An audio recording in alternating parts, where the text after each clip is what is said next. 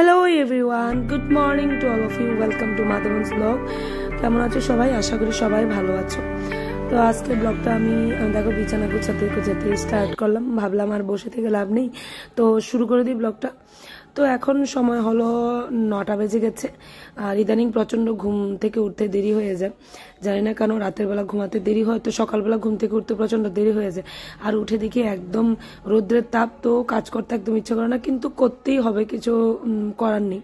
তো বিছানাটাকে ভালোভাবে গুছিয়ে নিলাম। বেডশিটটা দেখো, সাদা বেডশিট আমি যদি বিছাই তাহলে একদম নোংরা হয়ে যায়, তো তুলে নিতে হবে। আবার এই যে দাগ ফেলে গেছে, মাধবন তো রেডি হয়ে থাকে এটাকে ময়লা করার জন্য।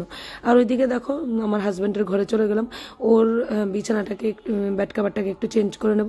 অনেকদিন হয়ে গেলো বেডশিটটা চেঞ্জ করি না, তো ভাবলাম চেঞ্জ করে নি। আর এখন যে গরম পড়েছে, তো আমাদের বেডশিট অবশ্যই তা 2 দিন বাদে বাদে চেঞ্জ করতে হয়। বিশেষ করে আমার হাজব্যান্ডের ঘরে তো আর এসি নেই, তো প্রচণ্ড ঘামে, তো ওর জামা কাপড় বেডশিট চেঞ্জ করতে হয়। আর এই যে দেখো মাধব এসে দাঁড়িয়ে আছে। আর এই যে দেখো বেডশিটটা চেঞ্জ করে নতুন একটা বেডশিট বিছিয়ে দিয়েছি। তো কাঁথাটাকেও গুছিয়ে নিলাম। কাঁথাটা আমি রোদে দিয়ে দিই, আর বালিশগুলো একটু একটু রোদে দিয়ে আনি, নয়তো কেমন জানি হয়ে থাকে। কারণ ও ঘামে প্রচণ্ড, তো ঘাম লেগে থাকে, এই জন্য আমি সবগুলোকে ও ঘুম থেকে উঠলেই আমি ব্যালকনিতে রোদে দিয়ে নিই। আর চলো ব্যালকনিটাকে একটু পরিষ্কার করে নিই তোমাদের সাথে কথা বলতে বলতে। তো প্রত্যেক দিনই তো ব্যালকনিটা পরিষ্কার করে থাকি, তো আজকেও পরিষ্কার করব। আর আটাটা আজকে 2 দিন হলো রোদে দিতে মনে থাকে না, তো আটাটাকে একটু রোদে দিয়ে দেবো। আর কাঁঠালের বিচিগুলো একদম শুকিয়ে একদম কি বলবো, একদম ফুরফুরে হয়ে গেছে। তো এগুলো দিয়ে একদিন ডাল করার ইচ্ছা আছে, বা এগুলো দিয়ে একটু শুটকির তরকারি খাওয়ার ইচ্ছা আছে। তো এর মধ্যেই দেখো আমার একটা ফোন চলে এসছে। আমার বোন ফোন করেছিল, তো ওর সাথে কথা বলতে বলতে আমি ঝাড় দিয়ে নিচ্ছি। ইতিমধ্যে আমার ব্যালকনিটাও পরিষ্কার করা হয়ে গেল। এখন একটু ডাস্টিংয়ের কাজ আছে, তো সকালবেলায় ডাস্টিংয়ের কাজগুলি করে নিই। আর যেহেতু আমার শাশুড়ি মা সকালবেলার দিকে রান্নাটা একটু করেন, সকালবেলা দেখো যেমন একটু সবজি ডাল ভাত এগুলো বেসিক রান্নাটা করে রাখেন, পরে গিয়ে আমি যা কিছু রান্না করার করি। তো তখন আমি এদিকের কাজগুলি সেরে নিই, কারণ সকালবেলা বাসি কাজ সেরে স্নান করে পুজো দিয়ে আস্তে আস্তে আমার অনেক দেরি হয়ে যায়। আর যদি লেট করে ঘুম থেকে উঠি তাহলে তো আরও দেরি হয়ে যায়। তার মধ্যে আছে বাচ্চা কাচ্চা, তো সুনাইকে খাওয়া দাওয়া দিতে হয়, ব্রেকফাস্ট দিতে হয়, মাধবকে ফ্রেশ টান আপ করে ওকে ব্রেকফাস্ট দিতে হয়, হাজব্যান্ডকে ব্রেকফাস্ট দিতে হয়। তো দেখো আমার হাজব্যান্ডও চলে এসছে, তো ওর বিছানাটা ঠিকঠাক করে নিয়েছি। একটু মুছে নেবো এই সাইডগুলো, তো ধুলোবালি লেগে থাকে। তো এগুলো দিতে দিতে আমার টাইম লেগে যায়। তারপর ঘর দোর গুছিয়ে ভালোভাবে পরিষ্কার করে তারপর রান্না করে যেতে যেতে আমার ধরো 10টা বেজে যায়। তো এরই মাঝখানে আমার শাশুড়ি মা বাকিটা করে নেন, যেমন একটু ডাল ভাত, নিরামিষ সবজি বা ডাল ভাত ভাজা এরকম সিম্পল কিছু রান্না করে নিন। আর এগুলো দেখো গত রাতের কাপড়গুলি যেগুলি ছিল, তো এগুলোকে এখন গুছিয়ে নেব। হাতের কাছে আছে যেহেতু গুছিয়ে একবারে রান্না করে যাচ্ছি। আর ঘরগুলিও ভাবছি যে যেহেতু ডাস্টিংটা করে নিয়েছি, তো ঘরগুলিও ঝাড় দিয়ে নিই, রেখে তো লাভ নেই। তো ঘরগুলিও ঝাড় দিয়ে নিই, তাহলে পুজো তো সকালেই দেওয়া হয়ে যায়। তো সোনাই এখন গোপালকে আবার সেবা দিয়ে দিতে পারবে ঘরগুলি ঝাড় দিয়ে নিলে। আর একবার গোপাল সেবা দেওয়া হয়ে গেলে না, ঘরে ঝাড় দিতে আর ভালো লাগে না। তো যদি গোপাল সেবা দেওয়ারই থাকে তাহলে আমি তাড়াতাড়ি করে সেরে নিতে পারি। তো ঘরগুলি এই জন্যই আমি ঝাড় দিয়ে নিচ্ছি, আর গোপাল সেবা দিয়ে দেবে সোনাই। আর সকালবেলা তো সোনাই টিচার চলে আসে, তো সকালবেলা ওর 1-1.5 ঘন্টা টাইম লেগে যায় ওইদিকেই পড়াশোনা করতে করতে। তো পড়ার পরে ও ঘুম থেকে উঠে ব্রাশ করে স্নান করে নেয়, তো পড়া থেকে উঠেই ও গোপালকে দিতে চলে যায়। গতকালকে আমার শাশুড়ি মা দিয়েছিল, কিন্তু ম্যাক্সিমাম টাইমে ও দেয়, পুজোটা আমি দিই, আর গোপাল সেবাটা ও দিয়ে থাকে। দেখো কথা বলতে বলতে তোমাদের সাথে ঘরগুলো ঝাড় দিয়ে নিলাম। তো কাপড় কিছু ধোয়ার বাকি ছিল, যেগুলো সকালবেলা আমি স্নান করার সময় ভিজিয়ে নিয়েছিলাম বাথরুমে, তো এগুলোকে ধুয়ে নিয়েছি। আর এই যে দেখো কী কী রান্না করেছেন শাশুড়ি মা।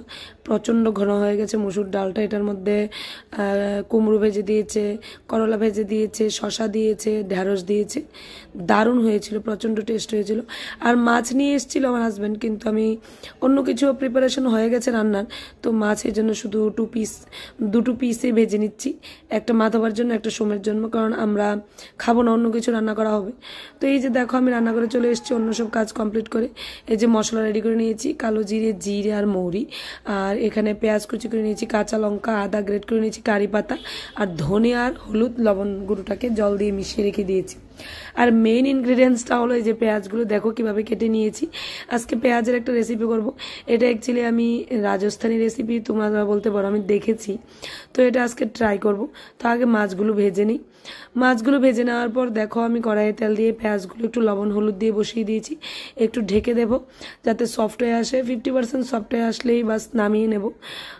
নামিয়ে একটা বোলের মধ্যে রেখে দেবো, বোলের মধ্যে। তো এই রেসিপিটা আমি ইদানিং নতুন শিখেছি, তো ভাবলাম একটু ট্রাই করে দেখি। আর এটা গরমকালের রেসিপি। আর দেখো যতটুকু পেঁয়াজ আমি ভেজেছি বাকি তেলটা এটার মধ্যে আছে, তো এই তেলটার মধ্যে আমি রান্না করে নেওয়ার চেষ্টা করব। তো দেখো যা নিয়েছিলাম জিরে, কালো জিরে আর মৌরি, এগুলো দিয়ে দিলাম ফোড়ন। আর গোটা গরম মশলা কিছুই দিতে হবে না, বাস দিয়ে দিয়েছি। তো এক এক করে সমস্ত মশলা দিয়ে আমি এটাকে রান্না করে নেব। আর এই যে একটা বাটিতে দেখতে পেয়েছিলে তেঁতুল রেখেছি, এখানে অল্প একটু 1 চামচ তেঁতুল আমি জলের মধ্যে ভিজিয়ে রেখেছি। তারপর এটাকে ভালো করে স্ট্রেনারে ছেঁকে নেব। ওটা থেকে যে রসটা বের হয় এটাই নেব, জলের মধ্যে গুলে নিয়ে নেব, ওটা এই রেসিপিটার মধ্যে ব্যবহার করব। তো দেখো পেঁয়াজও দিয়ে দিয়েছি। পেঁয়াজটা ভালোভাবে ভাজা ভাজা হয়ে আসার পর আমি এটার মধ্যে আদা আর কাঁচা লঙ্কা দিয়ে দেবো। আদা আর কাঁচা লঙ্কাটা যেটা রেখেছি, আদাটাকে গ্রেট করে নিয়েছি আর কাঁচা লঙ্কাটাকে রেখে দিয়েছি, দেখেছো তোমরা কিভাবে। তো এটাও দিয়ে দেবো। আর ইদানিং না কিছু খেতে ইচ্ছা করছে না, গরম এত পড়ছে না, তো এসব কোনো উগ্র কিছু খাওয়া খেতে ইচ্ছা করছে না। কিন্তু আমার ঘরে আমার হাজব্যান্ড তো বাস নর্মাল কোনো শুক্তো বা পাতলা নিরামিষ সবজি বা মাছের পাতলা ঝোল এসব খেতে চাইবে না, তো ওর জন্য প্রত্যেকদিন একটা না একটা কিছু করতেই হয়। তো দেখো মশলাটাও দিয়ে দিয়েছি। এখন এটা একটু কষে আসার পর এটার মধ্যে আমি দিয়ে দেবো তেঁতুলগুলো, যে গোলা যে জলটা আছে যেটা রেখেছি এটা দিয়ে দেবো। আর এত গরম পড়েছে না, জানি না কবে বৃষ্টি হবে। বৃষ্টির জন্য আমি প্রত্যেক দিন মোবাইলে গুগলের মধ্যে গিয়ে বারবার সার্চ করে দেখি আবহাওয়াতে কবে বৃষ্টি লেখা, কিন্তু আর ভাল লাগছে না। বৃষ্টির জন্য একদম মানে পাগল হয়ে আছে, সবাই পাগল হয়ে আছে জানি, কিন্তু একদম ভাল লাগছে না, বিশ্বাস করো না। আর দিনে শান্তি পাচ্ছি না, রাত্রিবেলা শান্তি পাচ্ছি, কোনো কিছুতেই শান্তি পাচ্ছি না। এই যে রান্না করতে গেলাম একদম পুরো ভিজে যাব, যদিও সকালবেলা স্নান করে নিই, তবু আবার রাত্রিবেলা স্নান করি। এই যে দেখো মোটামুটি হয়ে গেছে না, সম্পূর্ণটাই হয়ে গেছে, রেডি হয়ে গেল আমার পেঁয়াজের কারিটা।